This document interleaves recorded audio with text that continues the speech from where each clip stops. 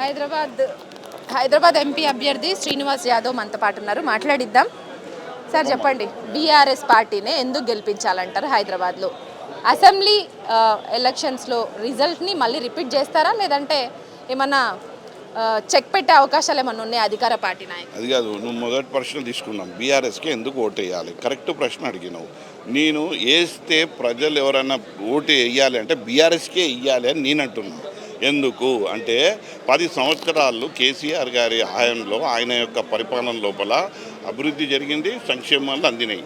ఇవాళ 30-40 సంవత్సరాల నుంచి కాంగ్రెస్ పార్టీ, టీడీపీ పార్టీ అధికారంలో ఉన్నా కానీ ఇవాళ పాతనగరమైనటువంటి మా హైదరాబాద్ పార్లమెంటుకు ఎటువంటి మేలు జరగలేదు.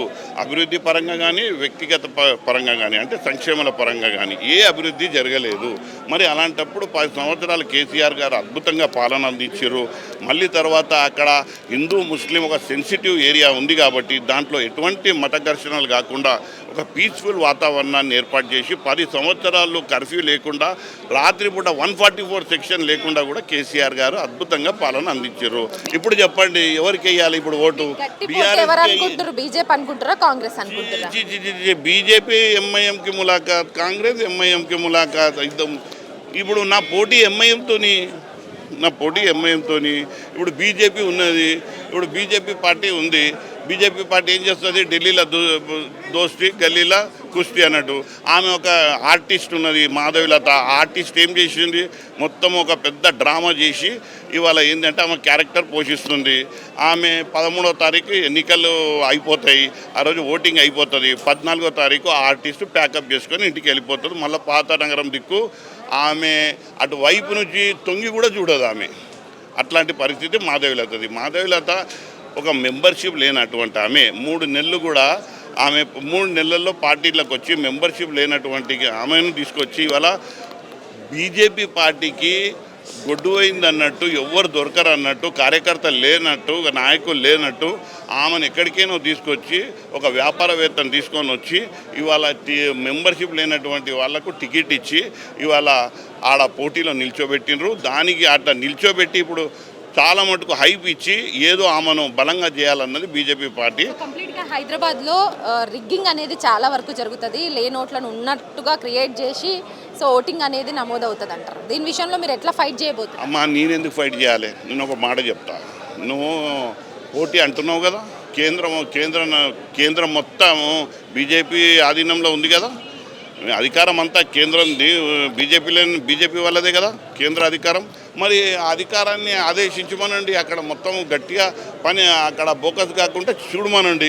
ఇవాళ గడ్డం శ్రీనివాస్ యాదవ్ మేమేం చేస్తామంటే మేమేం చెప్తాం, అధికారం నీ దగ్గర ఉంది. బోకస్ అంటున్నావు కదా, ప్రధానమంత్రికి ఎట్లయితే నువ్వు వై కేటగిరీ సెక్యూరిటీ తెచ్చుకున్నావో బోకస్ని మరి ఏరివేయాలి, పారివేయాలి అనే మైకులం కూడా చెప్పుడు కాదు. అక్కడ పోయి గట్టిగా నిర్మాణాత్మకంగా పని చేసి ఆ బోకస్ ఓట్లను అన్నీ తొలగించు, స్వాగతిస్తాం. కేవలం ఇది బయటి మాటలకు మీడియా ముంగట బోకస్ మాటలు అని చెప్తే ఎట్లా? పబ్లిక్కి వెళ్ళినప్పుడు ప్రచారంలో పబ్లిక్ ఏమంటారు, ఎట్లుంది పబ్లిక్ నుంచి ఆధార్? ఏమంటున్నారు? నవ్వుకుంటున్నారు బీజేపీని చూసి. ఆమె మాధవిలతను చూసి నవ్వుకుంటున్నారు. ఆమె ఏమంటుంది? నేను అన్నా హజారే కన్నా గొప్ప, మదర్ తెరీసా కన్నా గొప్ప, సేవల్లో నేను మదర్ తెరీసా కన్నా గొప్ప, అన్నా హజారే కన్నా గొప్ప ఉద్యమాలలో అంటుంది. ఆమె ఏడ ఉద్యమం చేసిందో, ఏడ తిరిగిందో, ఏ రోడ్లో తిరిగిందో మాకైతే తెలియదు. హైదరాబాద్ గల్లీలు తెలివాయి ఆమెకు. ఆమె సికింద్రాబాద్లో పోయి మొన్న ప్రచారం చేసింది. ఆమెకు హద్దులు కూడా తెలివాయి. అట్లాంటి ఆమెకు టికెట్ ఇచ్చారు ఈ బీజేపీ వాళ్ళు. ఏం చెప్తాం అమ్మ, వాళ్ళ బాధ.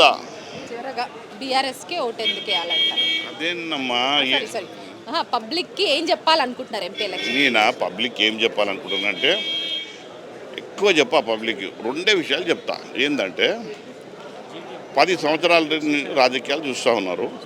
గత 10 సంవత్సరాలలో కేసీఆర్ గారు పాత నగరాన్ని ఎంత అభివృద్ధి చేసిండ్రో అది చూడండి, తెలుసుకోండి. మళ్ళీ ఆయన సంక్షేమాలు ఎన్ని అయితే ప్రవేశపెట్టిరో దాన్ని ఎంతమంది అయితే లబ్ధి జరిగిందో ఆ విషయం కూడా తెలుసుకోండి. ఇవాళ కాంగ్రెస్ వచ్చింది, మేము 6 గ్యారెంటీలు ఇస్తా అన్నది. ఆ బస్సుల మహిళలను అలా పంపిస్తుంది తప్ప ఇంకా మిగతా 5 గ్యారెంటీల విషయంలో ఎటువంటి చలనం లేదు. నేనేమంటున్నా, ఈ ప్రజలను ఓటేసే ముందు ఒక్కసారి ఓటేసే ముందు ఆ లైన్లో నిల్చున్నప్పుడైనా కానీ గమనించండి. ఏమని అనంటే 10 సంవత్సరాల్లో ఎన్ని సంక్షేమాలు వచ్చినాయి. కళ్యాణ లక్ష్మి, షాదీ ముబారక్, రైతు బంధు, ఇంకా మీకు ఏది ఆరోగ్యశ్రీ, రైతు బీమా, ఆరోగ్యశ్రీ, మరి అట్లనే మీకు ఫీజు రియంబర్స్మెంటు, ఇన్ని సంక్షేమాలు మా ప్రభుత్వము కేసీఆర్ గారు అందించారు.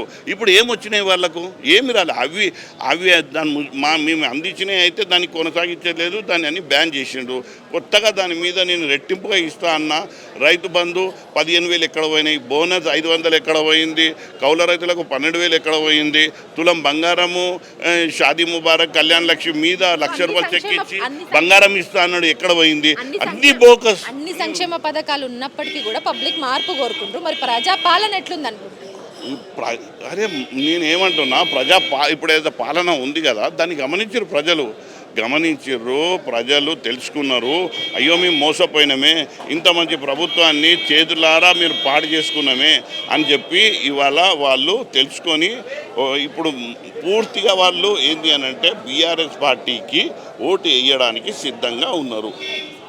మొత్తానికైతే గత 10 సంవత్సరాల్లో అమలైన సంక్షేమ పథకాలే తమను మళ్ళీ గెలిపిస్తాయని ధీమా వ్యక్తం చేస్తున్నారు హైదరాబాద్ ఎంపీ అభ్యర్థి శ్రీనివాస్ యాదవ్. కెమెరా పర్సన్ రాజేష్తో హరిత, న్యూస్ లైన్ తెలుగు.